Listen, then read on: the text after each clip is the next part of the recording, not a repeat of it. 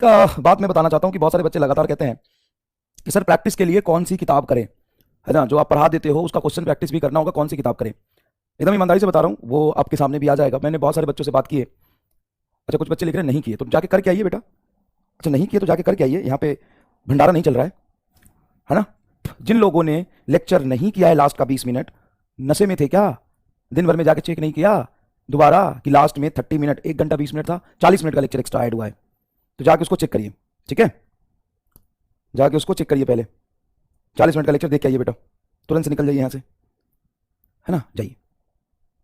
बहुत सारे बच्चे कहते हैं प्रैक्टिस बुक कौन सी करें, किताब कौन सी करें। कितने लोगों का सवाल है ये कि किताब कौन सी करें, कौन सी प्रैक्टिस बुक करें। हाँ, हमें एनसीईआरटी करना है, एनसीईआरटी के क्वेश्चन दे दीजिए, हमको डैश डैश का सवाल दे दीजिए। तो सुनो, बहुत सारे बच्चे जिनके 180 में से 180 आ रहे हैं, और बेटा 180 सब कुछ नहीं होता, 176 भी 180 ही मानते हैं। मान लो उसने एक सवाल छोड़ दिया या नहीं किया, तो तुम ये थोड़ी ना बोलोगे कि यार वो 180 नहीं है। 176, 175 और 170, ये जो भी 160 से 165 से ऊपर मार्क्स होते हैं, लगभग लगभग एक ही जैसा है। हाँ जी सर, एक ही जैसा है। और उनमें से कई बच्चों से मैंने बात किया और मैंने उनसे पूछा कि आपने कौन सी प्रैक्टिस बुक सॉल्व करी थी। उनका जवाब था कोई भी नहीं, कोई भी नहीं। फिर क्या किया था सर? जो आपने पढ़ाया था वो हमने ढंग से पूरा पढ़ा, उसके सवाल किए और क्वेश्चन प्रैक्टिस करी। जी हाँ, कोई भी नहीं सर। एनसीईआरटी, उसमें से 20% बच्चों ने, अब जो जो फैक्ट है वही बताऊंगा, 25% बच्चों ने बोला कि सर एनसीईआरटी के कुछ चैप्टर हमने पढ़े थे, जैसे थर्मोडायनेमिक्स, सेमीकंडक्टर एंड इस तरह के कुछ चैप्टर थ्योरेटिकल आते हैं, वो हमने पढ़े थे, बस वो हमने पढ़े थे। और जो 180 में से 180 ला रहे हैं, 170 ला रहे हैं, 165 ला रहे हैं, 176 ला रहे हैं, ठीक है ना, उनमें से एक भी बच्चों ने झूठ, बेटा जो पढ़ने वाला बच्चा होता है ना वो झूठ नहीं बोलता। झूठ तुम जैसे लोग बोलते हैं ना, जो यहाँ पे मंडरा रहे हो। 4 साल और ड्रॉप करोगे ना तब भी कुछ नहीं होगा। कोई बात नहीं। सुबह सुबह उठ के कोई बात नहीं होता है। तो भाई कोई सिंगल प्रैक्टिस बुक कुछ नहीं करी, क्योंकि नोट्स में इतने सवाल हैं, इतने सवाल हैं, इतने सवाल हैं कि उसको बहुत अच्छे से कर लेना और रिवीजन कर लेना, ये तुम्हारे औकात से बाहर की बात है। और बहुत सारी अच्छी बातें कही कि देखो सर, सबसे बड़ी बात ये होती है कि जब हम क्वेश्चन करने जाएंगे तो कोई भी XYZ मॉड्यूल XY किताब हम जब उठाएंगे तो उसमें कौन से क्वेश्चन हमें करने चाहिए, कौन से क्वेश्चन छोड़ देने चाहिए, इसको सेलेक्ट करने में और करने में इतना समय जाएगा ना कि सर दिक्कत बहुत हो जाता है। और आप जो क्लास में करा देते हो उससे कम से कम ये होता है ना कि वो रिलेवेंट है और वो हम कर लेंगे। ठीक है, ठीक है, समझ गया आया। तो एक भी बच्चों ने नहीं बोला, एक भी बच्चों ने, मतलब मैंने जितने से बात किया, होगा, मैं ऐसा नहीं बोल रहा हूं कि किसी ने भी नहीं किया होगा, होगा 20-30% बच्चे होंगे, लेकिन मैंने जितनों से बात किया उसने बोला सिर्फ नोट्स, सिर्फ नोट्स एंड सिर्फ नोट्स। और मैं तुम्हें यह भी बता दूं बेटा, जितने सवाल मैं करा दूंगा ना, सबसे ज्यादा इंपॉर्टेंट होता है, मैं नहीं, कोई भी टीचर जो करा रहा होगा, कोई भी टीचर जो करा रहा होगा, वो बेटा सवाल वैसे लगाएगा, कराएगा जो बेसिक से एडवांस की तरफ जा रहा हो, नीट रिलेवेंट हो। कोई भी रैंडम ये सब चीजें उठाओगे तो दिक्कत होगा, पहली बात। दूसरी बात, तुम में से 90% बच्चों की औकात ही नहीं है कि मेरे नोट्स ढंग से पढ़ ले और उसको रिवाइज कर ले। मेरे नोट्स ढंग से पढ़ ले और उसको रिवाइज कर ले, नहीं है बेटा। कंसेप्ट जो शॉर्ट थ्योरी पर आते हैं उसको शॉर्ट नोट्स में साइड में लिखते चलना, और जो क्वेश्चन करा रहे हैं हम आपको उसको भी लिखते चलना। जो एक्स्ट्रा क्वेश्चन होगा ना वो मैं बता दूंगा, उसको मत लिखना। जब हम बात करेंगे रिपीटेशन क्वेश्चन, जब फिजिक्स में जाएंगे तो मैं बता दूंगा, लेकिन जहां पे मैं कह दूंगा लिखना है उसको लिखना ही है। और वैसे जो सब्जेक्टिव कोई ऑब्जेक्टिव क्वेश्चन होते हैं 4 ऑप्शन के साथ होते हैं, उसमें आप ऑप्शन को इग्नोर कर सकते हैं। ऑप्शन को क्या कर सकते हैं? इग्नोर कर सकते हैं। सवाल लिखिएगा, सॉल्यूशन लिखिएगा, सही आंसर लिखिएगा, ठीक है, ज्यादा परेशान होने की जरूरत नहीं है। और वो सवाल जो लगे कि यार ये तो बहुत ईजी है मैं कर लूंगा, ऐसा बिल्कुल भी नहीं होता। जब आप 1 सेकंड में कर लेते हो ना जो सवाल, वो छोड़ सकते हो, लेकिन जिस सवाल में थोड़ा सोचना पड़े या जिस सवाल को आपने मेहनत से पढ़ के समझ के किया है, मेहनत से पढ़ के समझ के किया है, उसको जरूर लिखना। कई बार लगता है कि यार ये तो मुझे आ गया, ये तो लिखने की जरूरत ही नहीं है, लेकिन आप 4 दिन बाद भूल जाएंगे।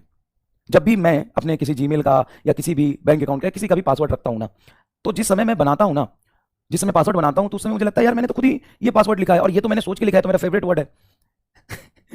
तो ये पासवर्ड तो मैं कभी भूल ही नहीं सकता हूं, ये तो मैंने बनाया है, ये तो डिजिट मैंने रखा है, लेकिन 4 दिन बाद ही मैं भूल जाता हूं। तो कई बार ऐसा लगता है, कई बार ऐसा लगता है कि बेटा हमें ये याद रहेगा, लेकिन वो याद सच में नहीं रहता है। ठीक है, ठीक है। तो आप नोट्स अच्छे से कर लेंगे, ये आपकी बहुत बड़ी अचीवमेंट होगी बेटा, बहुत बड़ी अचीवमेंट होगी। हाँ, लेकिन कई लोग कहते हैं नहीं सर हमें तो मॉड्यूल करना ही है, करिए, कोई प्रॉब्लम नहीं है, करिए, लेकिन याद रखिएगा सबसे पहले आपको, मैं पहले भी बता चुका हूं कि क्लास नोट्स अच्छे से कंप्लीट कर लो, उसके बाद डीपीपी को लिखने की जरूरत नहीं है, उसका रफ में प्रैक्टिस कर लेना। उसके बाद मैंने आपको असाइनमेंट दिए हैं, आप ढंग से देखोगे, ढंग से देखोगे। एक बात बताओ, डीपीपी को मारो गोली, छोड़ो डीपीपी को, छोड़ो। क्लास नोट्स और असाइनमेंट मिला के मैंने बेसिक मैथ में कितने सवाल करा दिए होंगे? बोल, बेसिक मैथ में कितने सवाल करा दिए होंगे ऑन एन आइडिया, मतलब on rough idea, rough idea. Basic math में क्लास नोट और असाइनमेंट, असाइनमेंट में इसलिए बोल रहा हूं कि मैं खुद बनाता हूं, असाइनमेंट में इसलिए बोल रहा हूं क्योंकि मैं खुद बनाता हूं असाइनमेंट। उसके क्वेश्चन देख के तुम्हें लग जाता होगा कि ये सर पहले कहीं नहीं देखे हैं, 90-70% सवाल में आपको क्रिएटिविटी दिखता होगा अगर आप थोड़े भी पढ़े लिखे होंगे तो ऑन एन एवरेज में कितने सवाल करा चुका हूं असाइनमेंट और क्लास नोट्स मिला के? तो असाइनमेंट ही मैंने दिए हैं शायद आपको 5, उसमें ऑन एन एवरेज 20 सवाल है, तो 100 सवाल तो असाइनमेंट के हो गए। 160 सवाल कह रहा है, नशे में है क्या रे गधा? 200 सवाल करा है, शर्म कर, शर्म कर। 5 तो असाइनमेंट है, ऑन एन एवरेज 15 सवाल भी मानेगा तो 70-80 सवाल तो असाइनमेंट के हैं। उसके बाद मैंने लेक्चर कितने लिए बेसिक मैथ के? 11 में मैं हमेशा 20 सवाल 30 सवाल तो कराता हूं, तो 11 गुना मैं 20 ही लेता हूं, मिनिमम लेता हूं मैं 20, तो ये हो गया तेरे 220 के आसपास। 220 और 80 300 प्लस सवाल है, गिन के देख लेना। कह रहा है 150 कराया, 200 कराया, 300 से ज्यादा ही सवाल होंगे। तो भाई बेसिक मैथ में simple differentiation, integration, graph, trigonometry तो है, और उसमें भी आपके 300 से ज्यादा सवाल है। अभी मैं वेक्टर की बात करूं तो वेक्टर में लगभग कितने सवाल करा दिए होंगे? तो एक तो असाइनमेंट दिया मैंने, ऊपर से कौन बनेगा डॉक्टर डैश के 1 सवाल हो गए। हर क्लास में 30-40 सवाल करा, 30 सवाल 25 से 30 सवाल करा रहा हूं, 30 सवाल से ये मैं 20 मिनिमम लिखा हूं यहाँ पे, अगर ढंग से देखूंगा तो ये 25 या 30 है, मतलब ये 350 से ज्यादा सवाल है, 400 के आसपास सवाल है। 400 यहां वेक्टर में हो जाएंगे अभी 250। तो भाई इतने किस किताब में है बता? मैं तो ये कहता हूं ना कि मेरे नोट्स में जितने सवाल है उतने किस किताब में है बता? और भाई यहां पे थ्योरी भी पढ़ाया, समझाया, उस क्वेश्चन की प्रैक्टिस, मतलब क्वेश्चन सॉल्व करके भी दिखाया। इतने तो किसी मॉड्यूल में भी नहीं है, किसी किताब में भी नहीं है। प्रैक्टिस करेगा, करना प्रैक्टिस, मना किसने किया? कर प्रैक्टिस, कर प्रैक्टिस। तो भाई प्रायोरिटी सेट कर लो। सुन लो, फिर से मैं बोल देता हूं, आज के बाद मुझे ये सवाल नहीं सुनना है किताब बता दो, कौन किताब कर लूं, ये कर लूं, वो कर लूं। सुन ले, पहले क्लास नोट्स पूरा कर ले, भरोसा कर, और क्लास नोट्स पूरा कर। बहुत कंटेंट, बहुत सवाल है, तो ठीक है। उसके बाद डीपीपी रेगुलर कर प्रैक्टिस के लिए, जो हम पढ़ते हैं डीपीपी में बहुत हाई लेवल के सवाल नहीं होते हैं, डीपीपी 4-5 मिनट में हो जाता है। उसके बाद असाइनमेंट जो मैं देता हूं उसको कर ले। इतना करने के बाद समय बचता है, जो करना है कर, मैं नहीं रोक रहा हूं।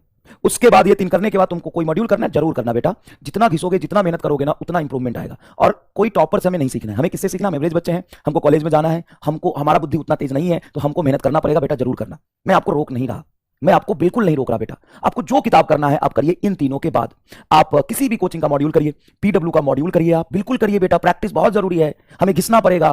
कई लोग होते हैं जिनका दिमाग बहुत तेज नहीं होता, वो बहुत ज्यादा प्रैक्टिस की डिमांड करता है, तो करो मॉड्यूल। उसके बाद आपको लग रहा है सी वर्मा करना चाहिए, सी वर्मा सर की किताब करिए, बहुत अच्छी किताब है। आपको लग रहा है कि नहीं सर मुझे एनसीईआरटी करना है, बिल्कुल एनसीईआरटी करिए, बहुत इंपॉर्टेंट है। और तीनों मत करिएगा, तीनों में से कोई एक चूज कर लीजिए। ऐसा भी नहीं है कि सर हम यहां से यहां जाएंगे, हवा टाइट हो जाएगी। तुम्हारी औकात इससे बाहर निकलने की नहीं है, तुम्हारी औकात इससे बाहर निकलने की नहीं सर हमें एनसीईआरटी पंच करना है, आप एनसीईआरटी पंच करिए। आप सुनिए, प्लीज प्लीज सुनिए, ये कर लीजिए, ये कर लीजिए, ये कर लीजिए। उसके बाद 1 2 3 4, 4 में से कोई एक चूज कर लीजिए, कोई 4 में से एक चूज कर लीजिए और आगे बढ़ जाइए। हाँ, अब जो किताब लिख रहे हैं वो डैश बुक हमें करना है, कोई बात नहीं, इस 5 में से कोई एक चूज कर लीजिए। देखिए, जितना आप मल्टीपल सोर्स लाएंगे ना, आपको चीजें रिपीट होती ही दिखाई देगी, कोई फायदा नहीं है। आप ये करने के बाद कोई भी चीज आप उठाइए, उसमें से 70% आपको चीजें दिखाई देगी पढ़ा हुआ, किया हुआ, और 30% में से 10% में मान सकता हूं कि कुछ अलग लैंग्वेज होगा, 20% इररिलेवेंट होता है, जिसको करने का कोई फायदा नहीं है। तो आपको क्या करना है, 1 2 3 और इनमें से कोई एक उठा लीजिए। PW module, SC Verma, NCERT, NCERT पंच और डैश बुक, कोई भी डैश बुक नीट के लिए जो होता है वो उठा लीजिए। चलिए साहब आगे चलते हैं।